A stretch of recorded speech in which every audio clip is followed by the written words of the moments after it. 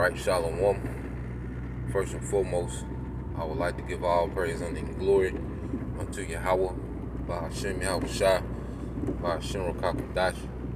Double honors unto the apostles and the elders of GMS who rule well, teach well, being great examples of us younger brothers, to us younger brothers, and peace and blessings, salutations. Hopefully, they got there pushing this word in truth. And it's a series across the four winds in the name of Yahweh by Shema Shai, pushing to get up out of here. Shalom to the hopeful elect of believers and listeners whom have came back to the obedience of the scriptures through faith in Yahweh by Shema Shai. And what I want to get into, this morning, through the spirit, the power, and the inspiration of Yahweh by Shema Shai, is how anticipation, creates appreciation. Anticipation creates appreciation. You see? And one thing about it, we've all been put in positions, where we had to apply patience to the things that we want. When you go into the word patience, it means to suffer, whatever we need to suffer until we get the desired outcome. When you go into the definition of patience, suffering is involved. Suffering is a part of patience. But the patience is that you're willing to endure the suffering until you reach that desired outcome. And that's going to be key for salvation. And even in things that that we want on this side, things that we desire, things that we try to do on this side, there's an anticipation, that comes with it. There's pretty much a patience and the suffering that comes with particular things, even on this side, But then, if the Lord, if it's the Lord will, and He allow it to happen, it creates, an appreciation, for that desire. Now, as we read the book of Romans chapter 8, verse 19, it says, "For the earnest expectation of the creature waiteth for the manifestation of the sons of God." And see, that earnest, as brothers been going into it, is pretty much like a down payment. You see, that earnest expectation, because we receive the Holy Spirit with the understanding, we can look into the world and relate it to prophecy. You see, that's the Lord showing that He's dealing. So as we know the Lord is dealing, there's an anticipation for the promises to be fulfilled. Because the Holy Spirit, like I say, He gives us the comfort, He gives us the understanding, He gives us the mindset to hate this society and thirst for the righteous kingdom that's to come. But the patience part is that we're still here and we have to deal with the different ailments and, the things of this society until we get that desired result. And that's Yahweh Shai establishing a righteous kingdom in the earth. And right now we're in a time where, a lot of brothers, are going through things and, being attacked, man. Like, we have to constantly pray for one another, pray, for their strength, and pray that we don't get offended as we all are tried, by Yahweh by Shema Shai. Just as He utilized Satan, to try Job, He's doing the same thing in our walk. We're going to have our Job moments in the faith, man. But what does it produce? It produces appreciation. Well, you start to what? Appreciate your lot more, because you put in a situation where you can't teach like you want, then it makes you appreciate your lot, and make you free yourself up more, and appreciate your lot more, man. You see? all different things, man. Prayer, taking advantage of fasting. You know, these things help. You see. So we're at the time now, where we have to really apply patience, within the walk. Okay? And that's creating, all right, appreciation. Now, I got this one because, one thing about it, hey, the truth is about,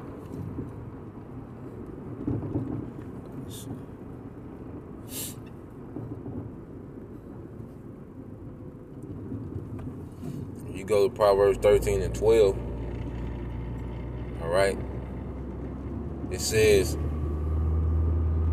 hope deferred, okay, maketh the heart sick.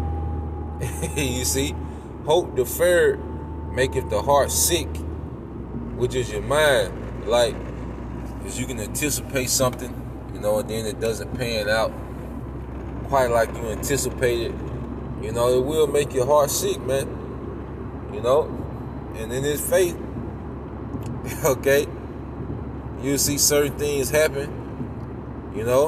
This is, for example, when Trump was in office, like, we knew that this devil was gonna get World War III started, man.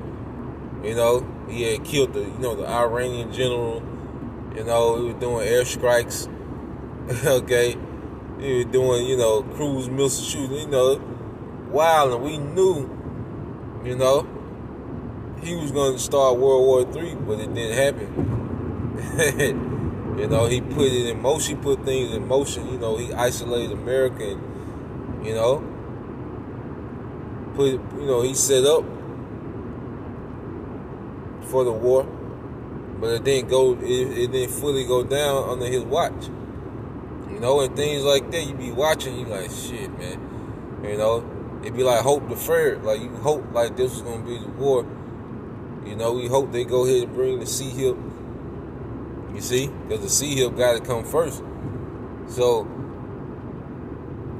you hoping these things, but then when it doesn't happen, the way that you hoped it will happen, it will make your mind sick, man. Your heart, you like, shit. But it's a part of the patience. It's all a part of the patience, man. You see, it's all a part of the patience, man. And then it's a thing that we're constantly learning, man. Speaking to myself, first and foremost, because it ain't nothing you can't, like when your heart's sick, like you can't play it off, like you good, like it's gonna be on your face. Okay, shoulders gonna be low as hell. You see, that's that hope deferred. But guess what? The latter end of it, read it again. This is Proverbs 13 and 12. It says, hope deferred maketh the heart sick, but when the desire cometh, it is a tree of life. Okay? But when the desire cometh, it is a tree of life. Okay? You see? Hope deferred maketh the heart sick, but when the desire cometh, it is a tree of life, man. Okay? That means it's going to grow. It's going to take off. And it's going to give life. And that's the position that we're in, man. We're going to be so appreciative. Okay? Of everything that the Lord has, man. The kingdom is going to be a constant state of awe. We're going to always be in awe at the goodness of Yahweh Shem Yahushua. And this anticipation and all these letdowns, setbacks, and disappointments, okay, is really going to make us appreciate on another level.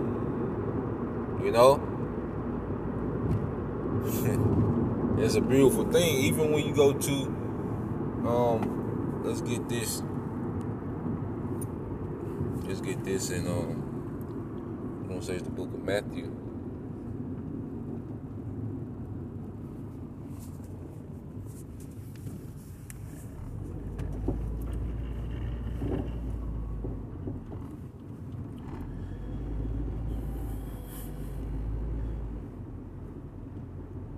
All right. right, when you go to, and this is a heavy account, me and the elder brother out of Birmingham was discussing this, after a live stream one night, dealing with John the Baptist and Yahushua. All right, and it says, this is Matthew 11:1. It says, and it came to pass when Yahushua, all right, had made an ending, okay,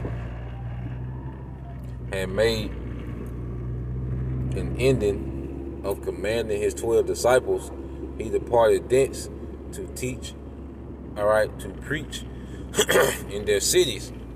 Now, when John had heard in the prison the works of Yahushua, he sent 2 of his disciples and said unto him, art thou he that should come, or do we look for another? And you can see, you can pretty much, when you extrapolate it, you can kind of feel the frustration of John. Lord, I could do an in-depth lesson on it, dealing with this whole dynamic, but we'll just stay on the surface, okay, for time's sake, you see? But you can kind of feel the frustration of John in prison, because you go into it, Yahushua was prophesied to release the prisoners. Remember, John knew these things. Like, John knew these, their precept. So, he was frustrated. He's in prison. Then he's hearing Yahushua is out there doing miracles. And you gotta remember, they're cousins. Remember, when Yahushua, when Mary came to see Elizabeth, John's mothers, and they were both pregnant. So, like, they were both pregnant. It said John leaped in the womb, okay, when Mary greeted Elizabeth. You see? So they had to have some type of bond. Like, what type of bond you think they had, when they was, in the earth, as adults teaching the kingdom. You see? So he like, damn,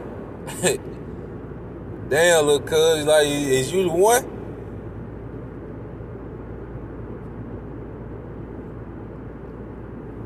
He was frustrated, man.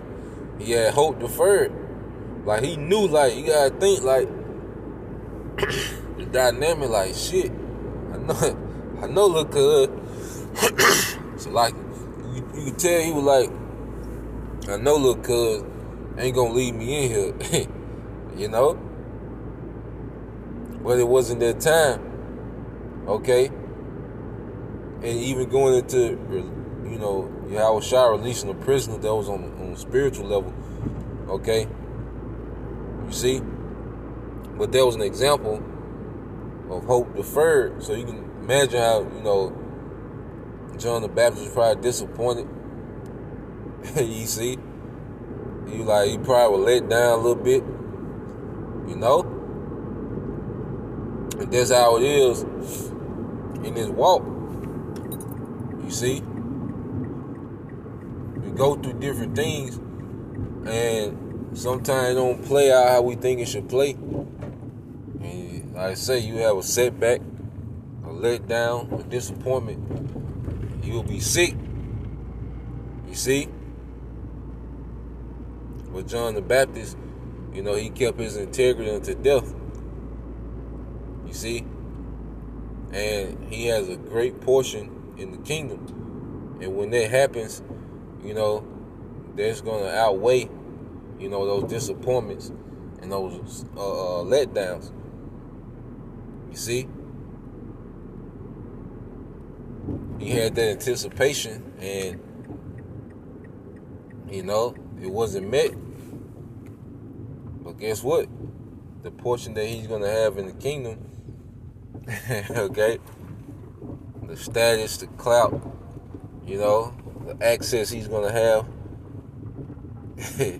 you see, it's going to far outweigh these things, man. So, we have to remember that everything is in the timing of the Lord. Even Yahushua,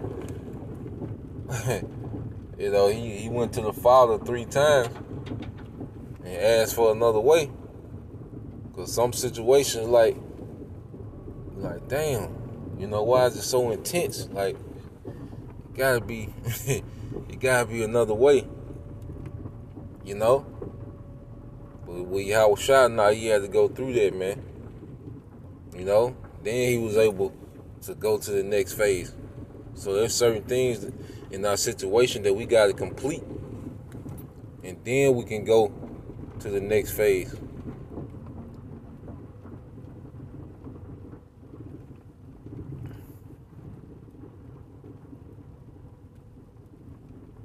You know?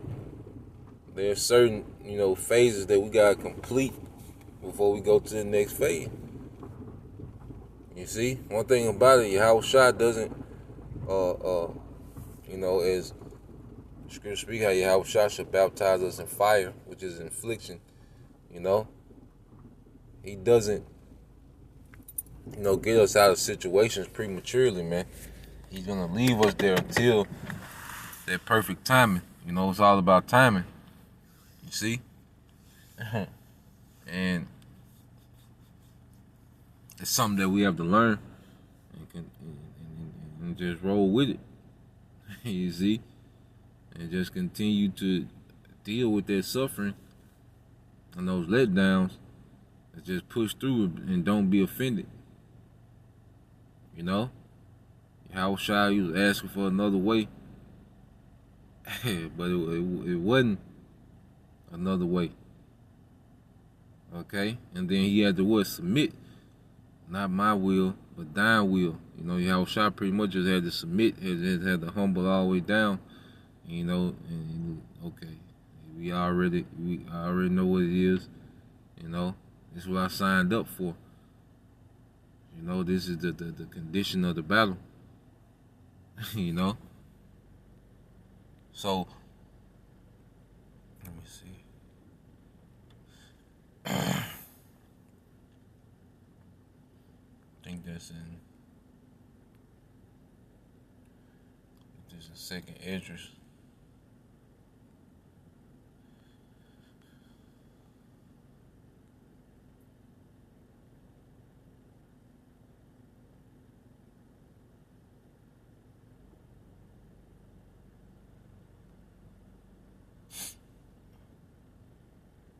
Second Esdras 7.